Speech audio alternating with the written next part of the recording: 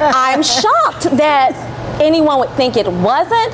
Somehow, when you put a black person and the word lynch and a white person together, somehow that plus that plus that equals racism. I don't know, maybe it's a historical thing for me. And that when it used to happen, it would involve white people wrote lynching a black person. So maybe that's the historical context that has me twisted, but it's racist. I'm being sarcastic, but a white coworker who said it's not. Who said, I don't understand why you would censor him. I mean, what's the problem? But then, he didn't say he was going to check for her. But she's a part of the system. I mean, and what they're doing is oppressing and inferior. So of course, to maintain white supremacy, I don't see anything wrong with it if I'm white. I think also one reason why a lot of black people, this may go over a lot of it, because they don't have any historical reference point. You know, just like when you go back to the Gina Six case, many of these kids, they knew something wasn't right when they saw the rope, but they had never ever seen a rope and this reference to being lynched. They knew it was insulting, but they really didn't. Their parents actually had to tell them what this was about. So is it because our history is so much older that a lynch or a burning cross doesn't have the same significance as a swastika? Because I put them in the same category. Well, the woman who made the comment about Tiger Woods and said we should lynch him, and she didn't think, and she's supposed to be a friend of his, and everybody said that's racist. But she's a friend of his, and Tiger thought it was funny. Of course, Tiger thought it was funny. Tiger's not black. Tiger's Cablinasian. So of course he didn't think. But when I heard it, I said she's got a problem. And then when they said Tiger thought it was okay, I said, well, we know he's got a problem. So that's racist. But she didn't think. She thought that was okay. You don't say that. But don't you remember with Fuzzy Zeller? Oh yeah, and Sir Greens and watermelon. No repercussions. No. And the one. Why? There's nothing wrong with it. Another person who has no repercussions is Pat Buchanan. And his blog stated that, and I quote, "Slavery is the best thing to ever happen to black people. No people anywhere has done more to uplift blacks than white Americans." I can't. I could have sworn this country was built on our backs. This was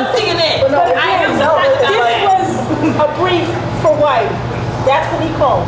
But it's like stating that Katrina situation. Yeah. I mean, they were already deprived, and they're living better than they ever have. Well, they're living in the Astro. Better than the. And then they put them in toxic trailers to kill them off. But another. We're running out. We're going to have our guest soon.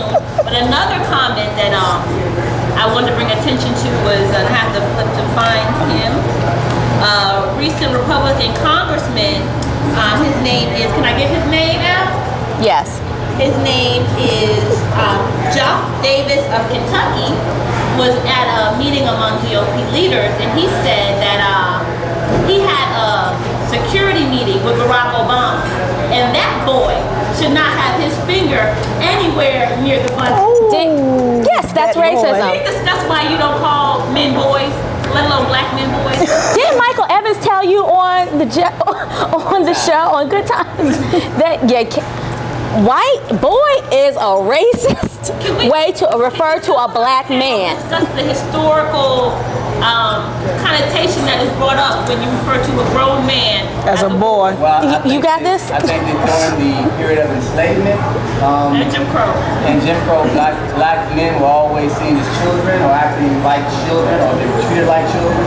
So to call a grown man who is running, Barack Obama, who's running for president, to refer to him as a child.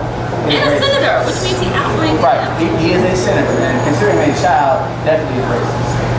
But he just apologized and said, don't get mad at me, I didn't really mean it. He meant it. But you know what, Robin? You asked earlier about some of us thinking that some of this isn't racist either, but that comes from some of us thinking that we're free. And we don't realize that we ain't free, y'all. We're not free. Just because some of our brothers can marry outside the race, yes, I went there. It's because some of us can live in certain areas, we think we free, y'all. We're not free. And they keep showing us every so often. We go through a few months. We're so happy for Barack. Oh, we're so happy he could actually get to the White House. Okay. Okay, but let's not dance yet. We ain't free, y'all. And that's this stuff just keeps happening. Every couple of months, when we dancing, they stick something else at us and we go, oh, where'd that come from? It was always there because we're not free. But some of us are members of the privileged oppressed. Right, and those people think they're free too. Like I said, those ones who can live in certain neighborhoods, the ones who can marry outside of the race, ones who can buy certain things they can have. It's okay. We can hang with them. They're okay. And they think, I'm free. Do I need to say it again? Y'all, we're not free. So that's the issue. That's the problem. That's why you have some of us who didn't go see Beloved, because we don't want to revisit our history. Right. We don't want to see that. It was a good movie, but we don't want to be reminded of that anymore. We're barely getting over Roots. So, Oprah wanted to bring back Beloved. We didn't want to look at that because that's our history. We're going to have to wrap it up, but I think we're going to have a show topic about what did you call it? Privilege oppressed? i.e. reality check.